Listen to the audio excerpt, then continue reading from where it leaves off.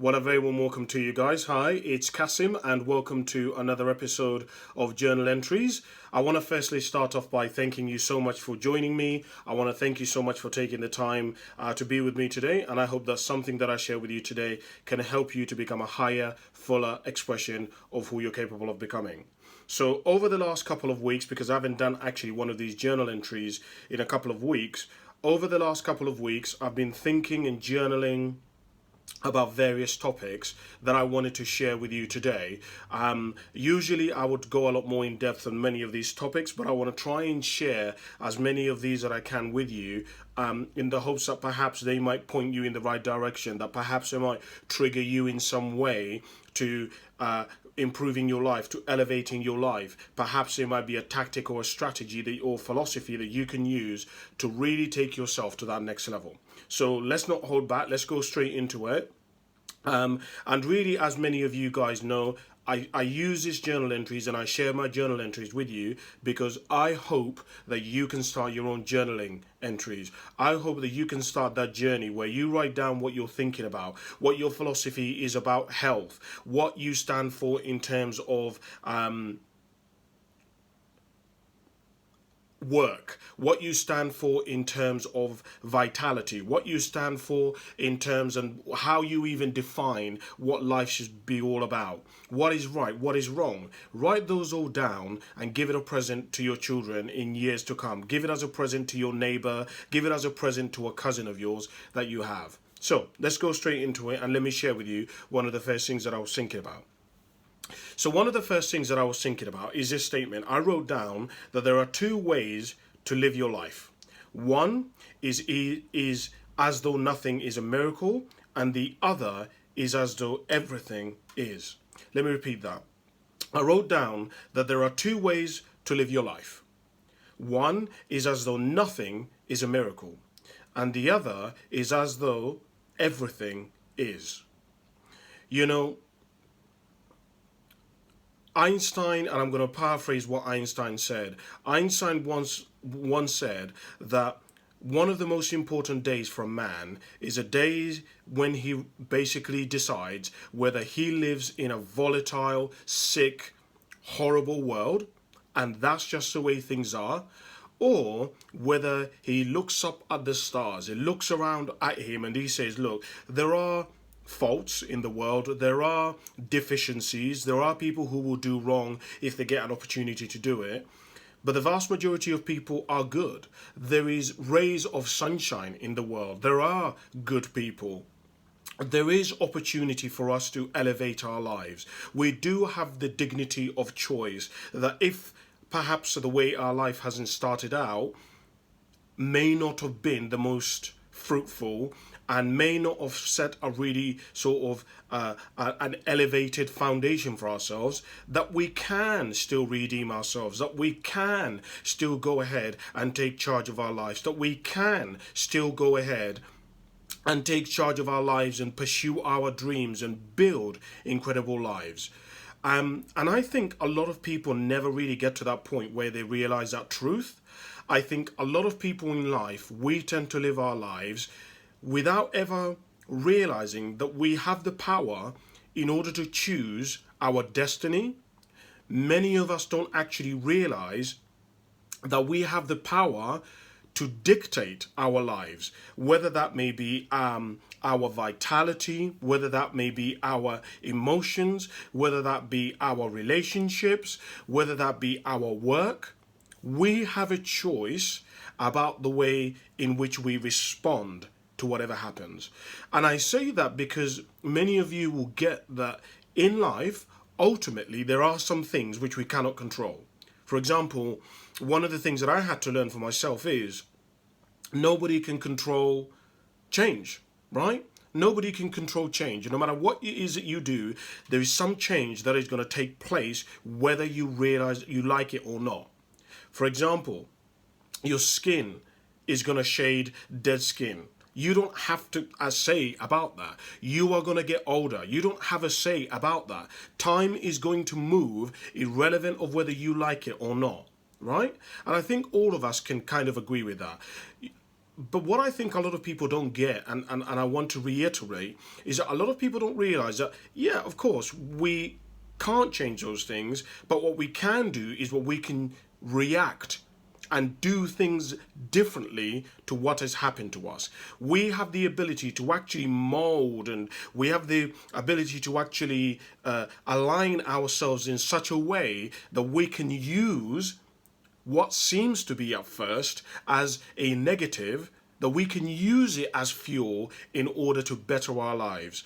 And so one of the things that perhaps I would ask you to think about in your life is ask yourself whether you believe you live in a volatile environment, or whether you live in a world which isn't perfect but is a great platform for you to build an incredible life. That you can acquire the skills, you can acquire the knowledge, you can build the team in order to build that incredible life for yourself. One of the big days, and one of the things that I try to share many times with people is, I was originally born in Uganda, and I spent the first 9 years of my life in Uganda. And many times I try to explain to people that a lot of people don't understand that if you live in the UK, if you live in England, you have a blessing. So many people talk about the American dream, and you can make it in America and anything is possible in America.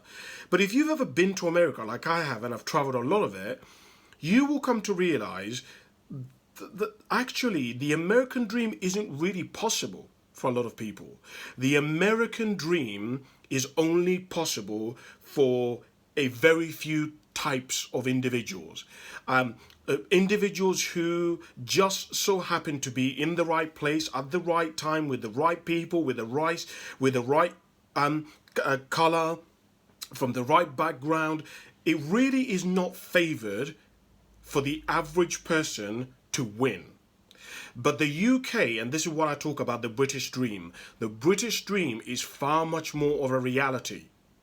Most people in the UK, you can start a business, you can have the ability to pursue your dreams, you can get educated, you can pursue a career that you want, you've got gyms at your disposal, so you have the ability to be able to achieve the vitality that you want, you've got the internet, you've got Wi-Fi anywhere, and you have the ability to connect with people who may at first seem completely different from you, talk differently from you, have different faiths from you, but it allows you that ability to be able to connect with people that thus you would not been able to be connected to.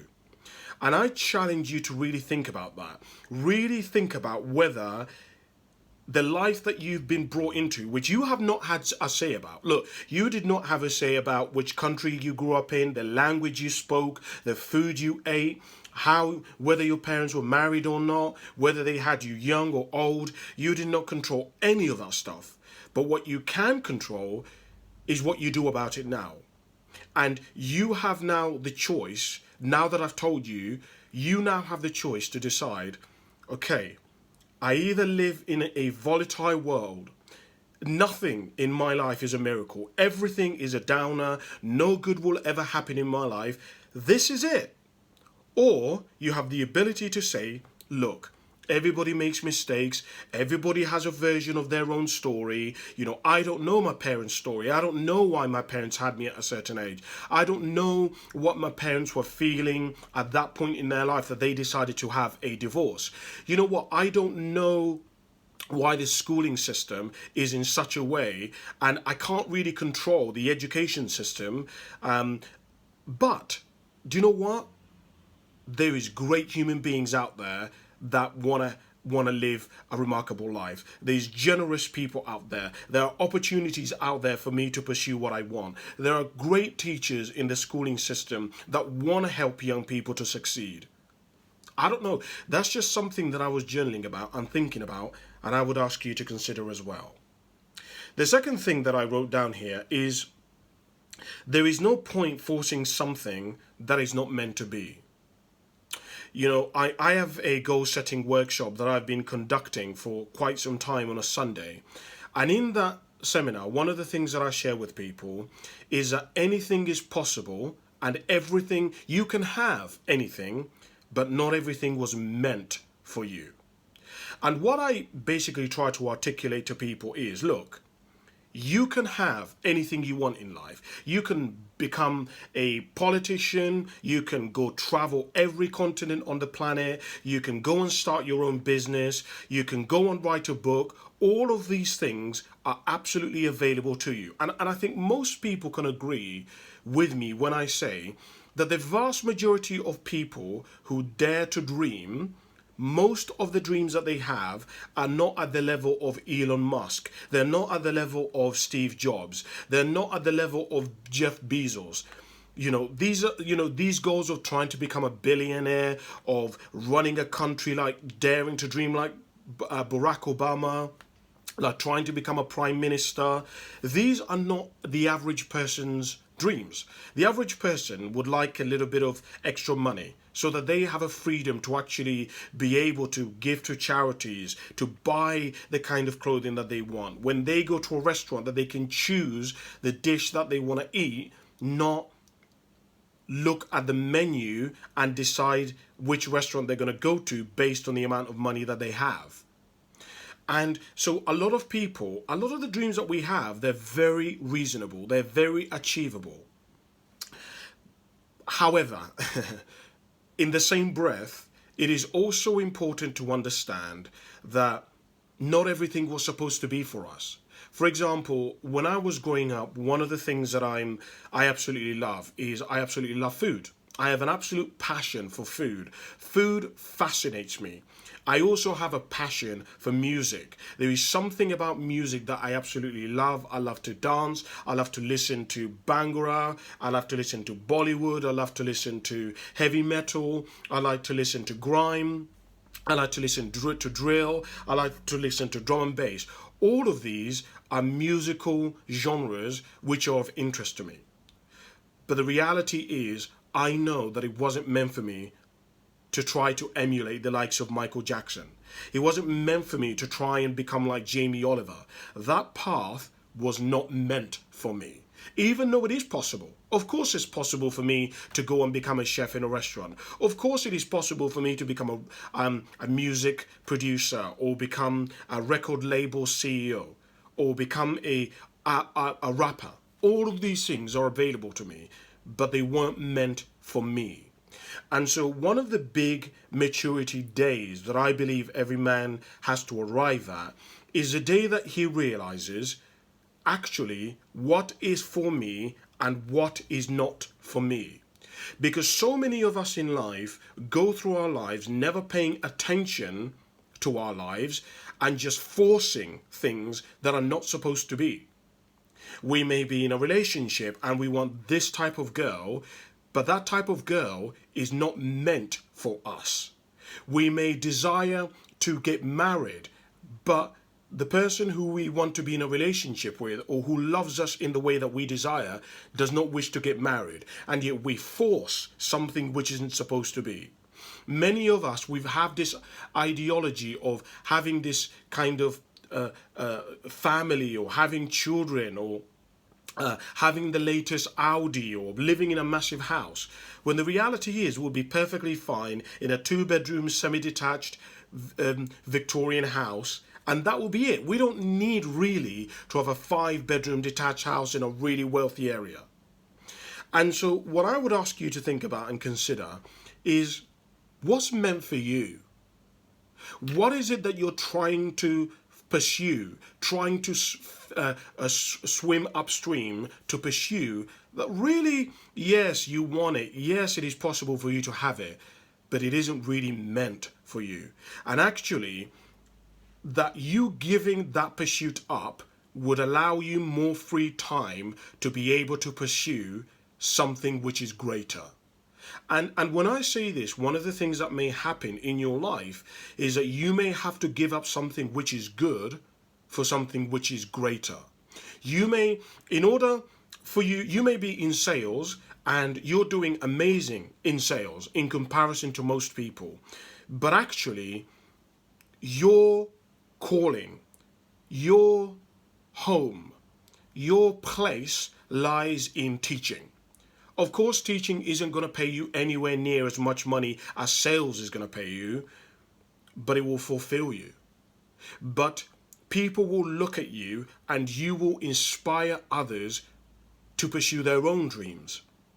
In fact, I love it. One woman once said that you playing small does not serve the world. There's nothing enlightened about shrinking so that other people will feel secure about themselves. As you let your own light shine, you unconsciously give other people permission to do the same as they're liberated from their fears. As you become more of yourself, as you pursue more of what's meaningful to you, you are going to have this incredible opportunity to become a leader, for people to find your life an inspiration. I wonder what you're pursuing that isn't meant for you. I wonder what you're going upstream against that really you should be going into the flow of life with. You know, to finish and close this point off, one of the things that I've had to learn in my life is that many times a lot of people try to succeed and they're good people and they're working hard, but yet they're not progressing, but yet they're not getting the success that they believe that they deserve. And one of the reasons why that is because many people don't understand that there is a flow to life. There is a frequency to life. And I guess this is a philosophical thought because technically speaking, I can't really prove it, but I can share with you that we all know that love exists, but we can't really prove it, but we can't really measure it, but we can't really, even most of us can't even articulate it. All throughout history, people have tried to articulate what love feels like, what it means, how it helps us realize who we are and how it manifests itself. But we know it exists, but yet it is something which we cannot prove. And I can share with you that life has a flow, life has a rhythm, life has a frequency. And when you begin to align with that frequency, when you begin to get in the flow of life, that's when momentum begins to build. That's when all of a sudden opportunities really start becoming fruitful. That's when your hard work all of a sudden starts showing. But if you are constantly swimming against the as-isness of life, it really leaves you cynical. It really leaves you hopeless because you're doing everything that you're supposed to do and yet there's nothing to show for it. And so I'll just encourage you in your own life to really think about that. Are you swimming against the flow of life? Are you trying to pursue things that are not meant for you? The next thing that I wanted to share with you and I was thinking about is that sometimes the best thing to do is wait until everything is clear. You know, I think one of the big things that I've had to learn in my own life, and in part is related to understanding really the flow of life, is understanding that sometimes patience is a virtue, that patience is a winner's best friend, that sometimes you just have to wait and sit out the rain. And I think so many of us, we cause more damage and we go further away from where we want to be because we lack patience, because we're trying to not wait for God, for the universe to do its part. Metaphorically speaking, I believe that a lot of us, what we are like, is like we take and this is a metaphor. We take a seed, we plant it into the ground, and what we do is we try to force the seed to grow faster.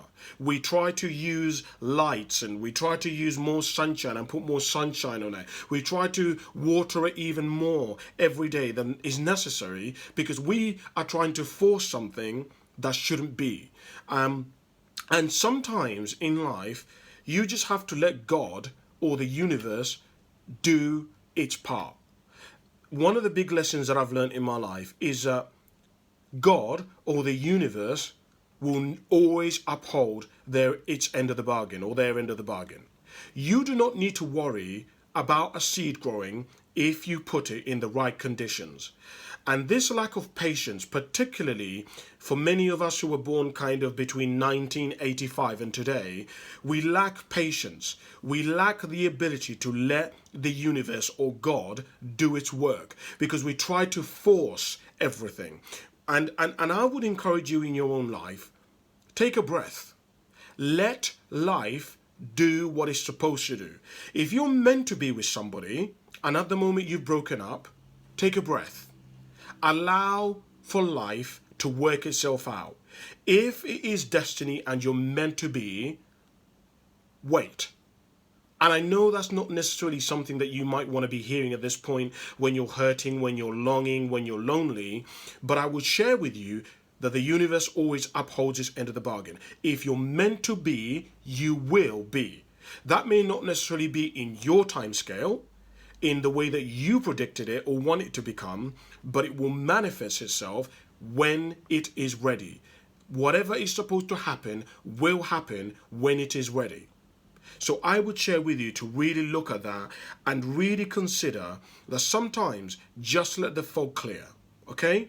Just allow yourself a moment to breathe, to take a pause, to rest. Something for you to think about. The other thing that I wanted to share with you is coincidence is God's way of staying anonymous. You know, it's very interesting for me because I have, excuse me, I have many people who ask me questions like, Cassim, what is life all about? Cassim, what's success? Cassim, what should I do? I've broken up with my missus. People ask me all these various questions all the time because I'm a deep thinker and I like to analyze stuff. But one of the greatest lessons that I have come to understand, and it's been kind of a steep learning curve for me to get this lesson, is there are some things that I will never know. And as of about 2 years ago, I started saying to people, I don't know. And many times when people come to me and they ask me a question about something and I say to them, I don't know, they almost are confused because they expect that I would have an answer to everything, that I would have an answer to this and I would have an answer to that, and I can give meaning to something. But I've come to understand that in life there are some things that we can never know the answers to. There are some things that we just cannot explain. And I would share with you in your life, stop trying to do things that God is meant to do. Stop trying to have answers that you are never really going to understand. Of course, you can sort of give meaning and you can give philosophical thoughts on what you believe might happen after death.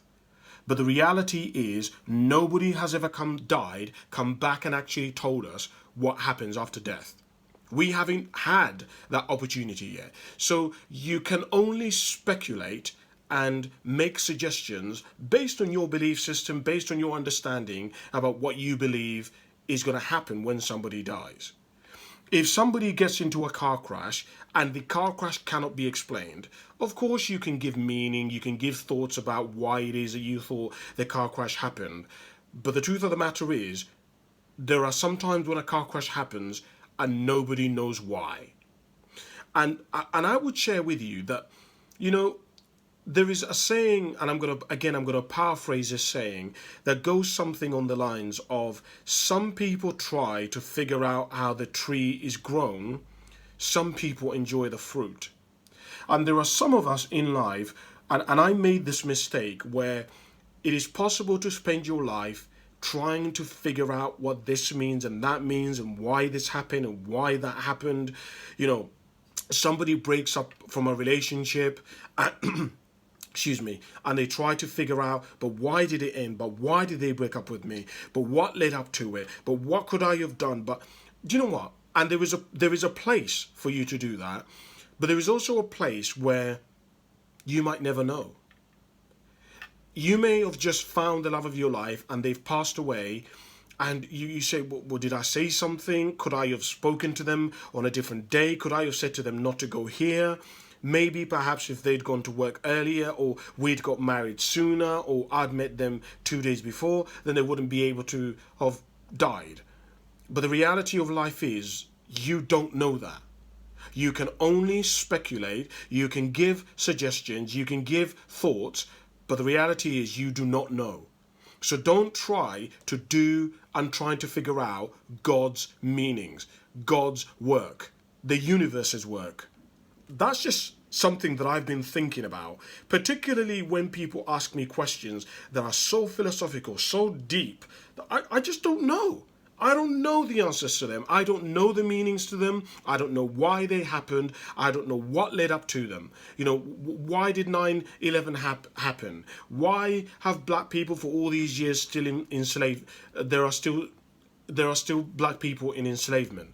Why is it that there are people in Africa right now who are still starving, right? Why is it that men have balls and women don't? Right, I could spend time and energy trying to figure out some of this stuff. And as I say, there is a place for it, because there are some people where that's their destiny. That's what they were meant to do. There are some people who that is their area. But the vast majority of us, we don't need to focus on that. What we need to be doing is enjoying the fruit, enjoying our life, focusing on what is important to us. Not trying to make meaning out of things that we'll never know the answers to. We can try, but don't spend all your life trying to figure those out. Just something that I wanted to share with you. So that kind of leaves today's episode there, and there's a lot more that I wanted to share with you. As you can tell, those are some of the notes that I made, but the reality is we don't have time today, so I'll have to share some of these with you next week. But I want to thank you so much for watching. If you found some of the things that I shared with you today useful, I would ask you to like and subscribe to my channel Cassimotive on YouTube, so that I can keep sending you more of these videos, so that you can become your highest, fullest expression of yourself. Thank you so much for watching, and I'll speak to you soon. Bye for now.